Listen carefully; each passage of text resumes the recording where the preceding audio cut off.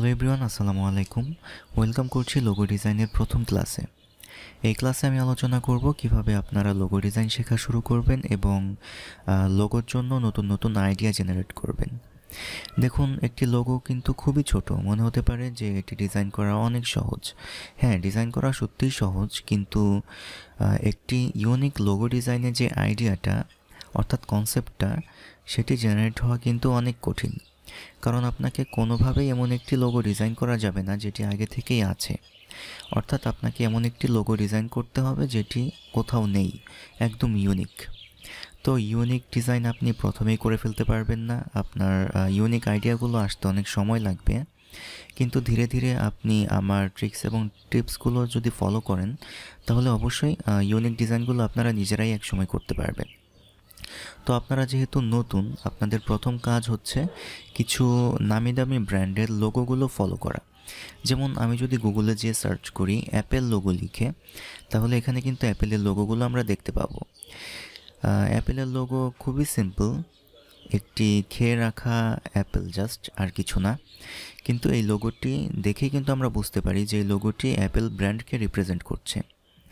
এরপর যদি আমরা মাইক্রোসফট লোগো লিখে সার্চ করি তাহলে মাইক্রোসফটের লোগোটিও দেখতে পাবো, আর এই লোগোটিও কিন্তু অনেক সিম্পল। এরপর আমরা মাস্টার কার্ডের লোগো লিখে সার্চ করলে মাস্টার কার্ডের লোগো পেয়ে যাব। এই লোগোটিও দেখতে পাচ্ছি সুপার সিম্পল, অর্থাৎ তেমন কিছুই নেই, জাস্ট দুটো সার্কেল এবং নিচে মাস্টার কার্ড লেখাটি। কিন্তু এখন কথা হচ্ছে এই লোগোগুলো এত সিম্পল, কিন্তু আইডিয়া একদিনে আসেনি। অনেক অনেক রিসার্চ করা হয়েছে, অনেক ডিজাইন থেকে এই লোগোগুলো সিলেক্ট করা হয়েছে। সো বুঝতেই পারছেন, লোগো ডিজাইন করা তেমন কঠিন ব্যাপার না, কিন্তু এর পেছনে যে আইডিয়াটা সেটাই হচ্ছে মেইন। আর আপনারা যেহেতু নতুন, আমি আগেই বলেছি নতুন নতুন আইডিয়া আপনাদের মাথায় এখনই আসবে না। আপনাদের প্রথমে যে কাজটি করতে হবে সেটি হচ্ছে ডিজাইন শেখা। আর ডিজাইন শিখতে হলে আপনাদের প্রথমে যে কাজটি করতে হবে সেটি হচ্ছে কোনো ডিজাইন কপি করা, অর্থাৎ কোনো একটি ডিজাইন দেখে হুবহুব সেরকম তৈরি করা। তো আমি এখান থেকে মাইক্রোসফটের একটি লোগো নিয়ে কপি করে দেখাচ্ছি। আমি চাইবো যে আপনারাও আমার সাথে সাথে এই মাইক্রোসফটের লোগো এভাবে ডাউনলোড করে কপি করবেন। তো আমি একটি ফোল্ডার তৈরি করে নিচ্ছি। প্রথমে গ্রাফিক রিসোর্স নামের আমি একটি ফোল্ডার তৈরি করে নিলাম। এখন আমি এই ছবিটি সিম্পলি ড্র্যাগ করে ডাউনলোড করে নিব। ওকে, ডাউনলোড হয়ে গেছে। তো এখন আমাদের ডিজাইনের কাজ শুরু করতে হবে। খুব খেয়াল রাখতে হবে যারা একেবারেই নতুন। আমি প্রথমে ইলাস্ট্রেটরটি ওপেন করে নিয়েছি। ইলাস্ট্রেটর ওপেন করার পর এরকম একটি ইন্টারফেস আসবে, আর এখান থেকে আমাদের ফাইলে ক্লিক করতে হবে। ফাইলে ক্লিক করার পর নিউতে ক্লিক করতে হবে। নিউতে ক্লিক করার পর এখান থেকে আপনারা আপনাদের ইচ্ছা মতো পিক্সেল সিলেক্ট করে দিতে পারবেন। কিন্তু 1080 বা 1080 এই দুটি পিক্সেল যদি আপনারা সিলেক্ট করেন হাইট এবং উইডথের জন্য, তাহলে স্কোয়ার শেপের হবে এবং আর্টবোর্ডটি পারফেক্ট হবে। তো এখান থেকে বাকি কিছু আর আপাতত বোঝার দরকার নেই, আমি সিম্পলি ওকেতে ক্লিক করে দিচ্ছি। ওকেতে ক্লিক করে দিলেই একটি আর্টবোর্ড চলে আসবে স্কোয়ার শেপের। আর এই আর্টবোর্ডের উপরই আমরা আমাদের ডিজাইনটি করব। আমরা চাইলে বাইরেও ডিজাইন করতে পারি, কিন্তু ডিজাইন করা শেষে আমাদের অবশ্যই এই সাদা আর্টবোর্ডের উপর নিয়ে আসতে হবে। তো আমি যে ডিজাইনটি ডাউনলোড করেছিলাম, যে লোগোটি মাইক্রোসফটের, এই লোগোটি আবার ড্র্যাগ করে ইলাস্ট্রেটরে নিয়ে আসব। ইলাস্ট্রেটরে নিয়ে এসে ছেড়ে দিব। এখন কন্ট্রোল এবং কিবোর্ডের মাইনাস বাটনে যদি আমি প্রেস করতে থাকি তাহলে জুম আউট হবে, এবং প্লাসে যদি ক্লিক করতে থাকি কন্ট্রোল ধরে তাহলে জুম ইন হবে। তো আমি আমার প্রয়োজন মতো জুম আউট করে নিলাম। করে নেওয়ার পর এই হচ্ছে আমাদের লোগোটি, এটি আমরা কপি করব। কপি বলতে এটি দেখে দেখে আমরা হুবহুব তৈরি করব আরেকটি লোগো, সেম টু সেম। তো এই লোগোটি আমি একটু ছোট করে নিব। ছোট করে নেওয়ার জন্য শিফটে ক্লিক করে ধরে এখান থেকে ড্র্যাগ করে ছোট করে নিতে হবে। ওকে, আর যদি বড় করতে চাই তাহলে শিফটে ধরে আবার ড্র্যাগ করে বড় করে নিতে হবে। এত কিছু আমি বলছি যারা একেবারেই নতুন তাদের জন্য, আর যারা জানেন তারা তো জানেনই। আর এভাবে যদি আপনারা নাড়াচাড়া করতে চান তাহলে স্পেস বাটনে চেপে ধরে রেখে তারপর মাউসে ক্লিক করে আপনাদের প্রয়োজন মতো স্ক্রিনের এদিক সেদিক সরিয়ে নিতে পারবেন। তো আমি জুম ইন করে নিচ্ছি। জুম ইন করে নেওয়ার পর দেখতে পাচ্ছি মাইক্রোসফটের লোগো খুবই সহজ। শুধু এখানে 4টি বক্স আছে এবং পাশে মাইক্রোসফট লেখাটি আছে। তো এই সেম টু সেম তৈরি করার জন্য আমি এই রেক্ট্যাঙ্গেল টুলটি সিলেক্ট করব। রেক্ট্যাঙ্গেল টুল সিলেক্ট করার পর আমি চাইলে এখানেই তৈরি করতে পারি। যেহেতু এটি বক্স আকারে আছে, বক্স তৈরি করতে হলে অর্থাৎ স্কোয়ার তৈরি করতে হলে শিফটে ক্লিক করে নিতে হবে, তা না হলে আঁকাবাঁকা হয়ে যাবে। এই যে দেখতে পাচ্ছেন এখানে রেক্ট্যাঙ্গেল হয়ে যাচ্ছে, শেপের বিভিন্ন পরিবর্তন হচ্ছে। কিন্তু আমি যদি শিফটে ক্লিক করে চেপে ধরি, এখন শিফট বাটনে যদি আমি চেপে ধরি, তাহলে দেখবেন যে আমি মাউস যেদিকেই নাড়াই না কেন শেপের কিন্তু পরিবর্তন হচ্ছে না, অর্থাৎ এটি কিন্তু স্কোয়ারই থেকে যাচ্ছে।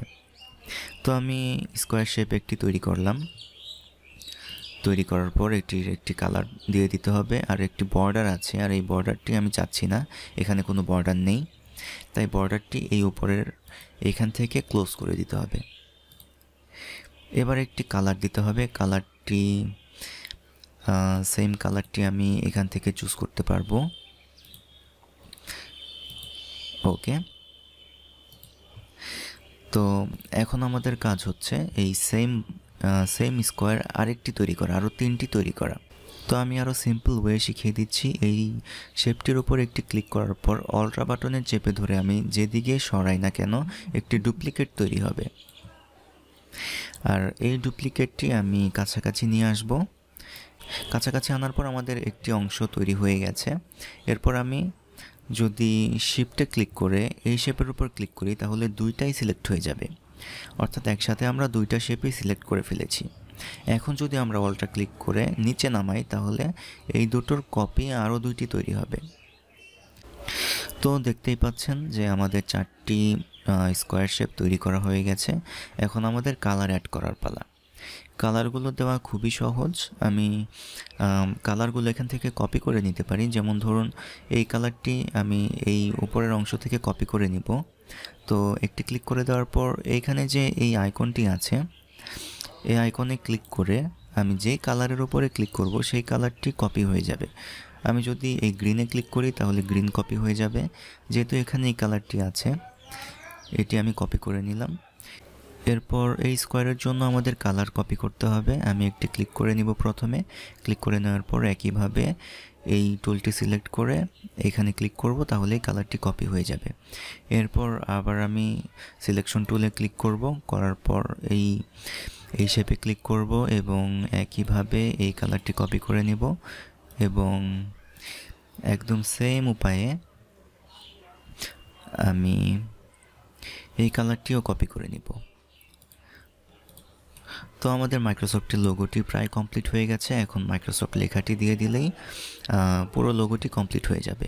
আমি একটু জুম আউট করে নিয়েছি। এখন এখানে লেখালেখি করার জন্য আমাদের এই টাইপ টুলটি সিলেক্ট করতে হবে।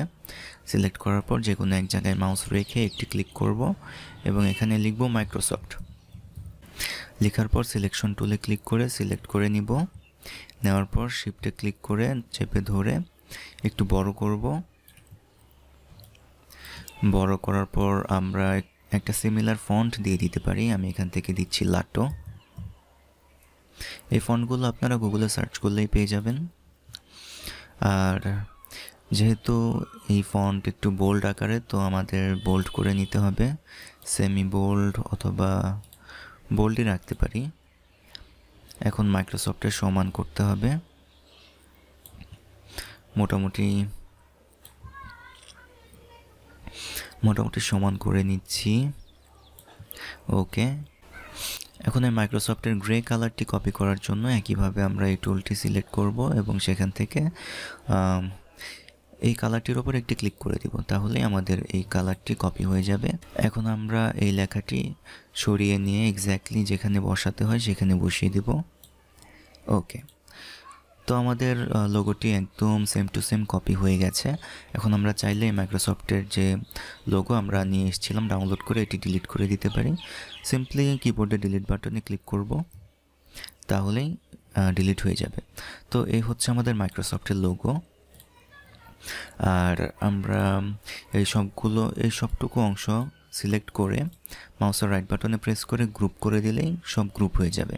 এখন আমরা আলাদা আলাদা করে কোনো কিছু ধরে সরাতে পারবো না, কিন্তু যদি আমরা আনগ্রুপ করি তাহলে এই সবগুলো সরিয়ে নিতে পারবো যেদিকে ইচ্ছা। আর আমরা ডিজাইনটি এলোমেলো করে ফেললাম। এখন কিভাবে আগের অবস্থায় ফিরিয়ে আনা যায়?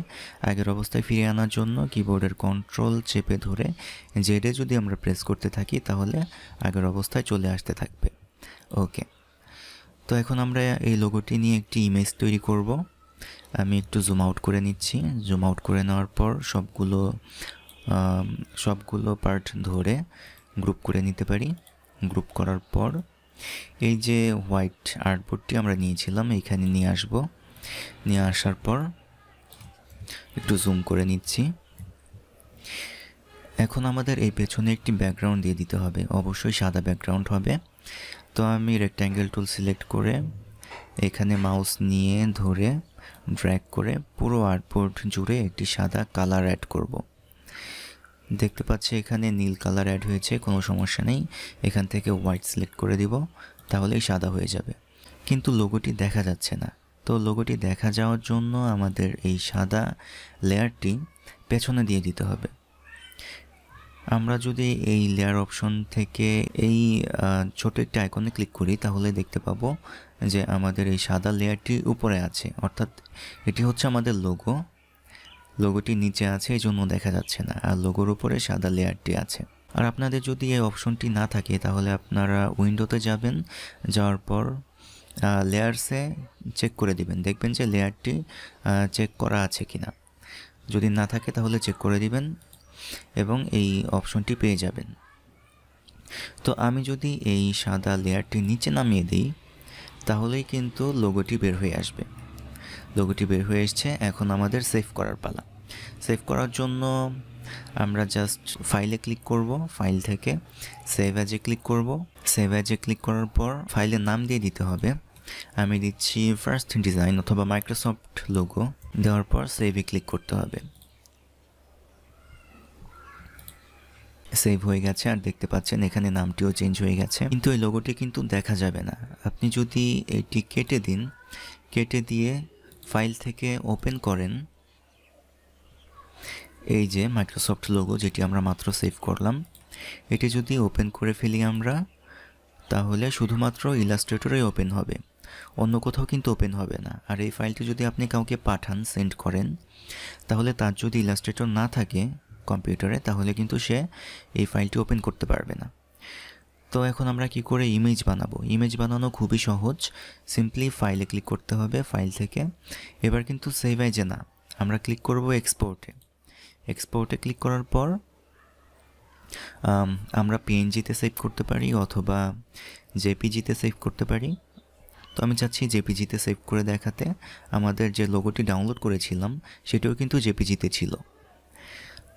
আর এখন আমাদের এই লোগোটির নাম দিয়ে দিতে হবে। আমি দিচ্ছি মাইক্রোসফট লেখার পর এক্সপোর্টে ক্লিক করব, তাহলেই এই লোগোটি সেভ হয়ে যাবে। আমাদের এখান থেকে কালার আরজিবি থাকতে পারে, আপনারা সিএমওয়াইকে থাকতে পারে, আপনারা আরজিবিতে করে নিতে পারবেন। আর ওকেতে দিয়ে দিবেন, তাহলেই লোগোটি ইমেজ আকারে সেভ হয়ে যাবে। এখন দেখাবো কিভাবে ট্রান্সপারেন্ট মোডে সেভ করতে হয়।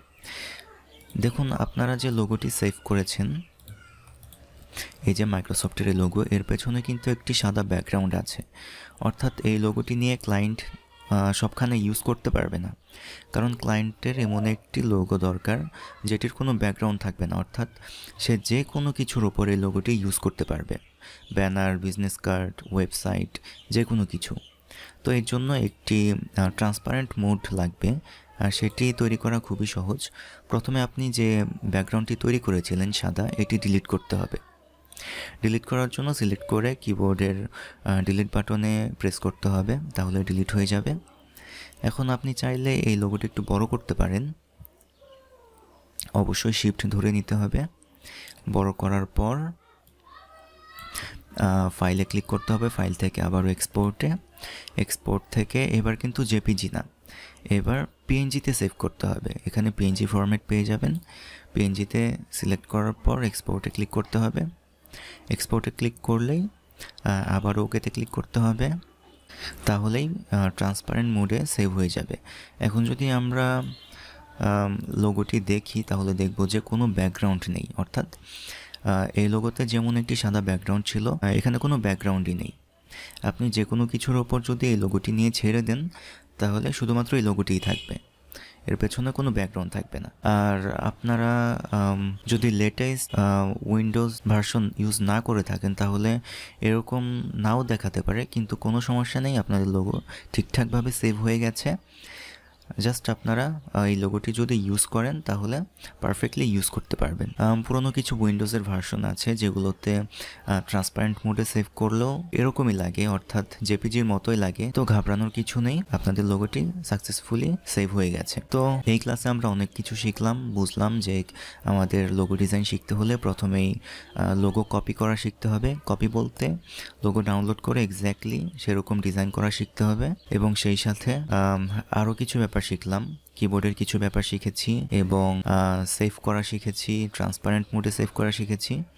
তো আপনাদের অবশ্যই পুরো ভিডিওটি দেখে দেখে প্র্যাকটিস করতে হবে, আর যারা জানেন তারা টেনে টেনেও দেখতে পারেন, কোনো সমস্যা নেই, আপনারা আপনাদের সুবিধা মতো দেখবেন। এর পরের ক্লাসে আমি আরেকটি লোগো কপি করা দেখাবো এবং তারপরে কয়েকটি লোগো থেকে আইডিয়া নিয়ে ইউনিক একটি লোগো তৈরি করা দেখাবো। তো ভালো থাকবেন, আল্লাহ হাফেজ।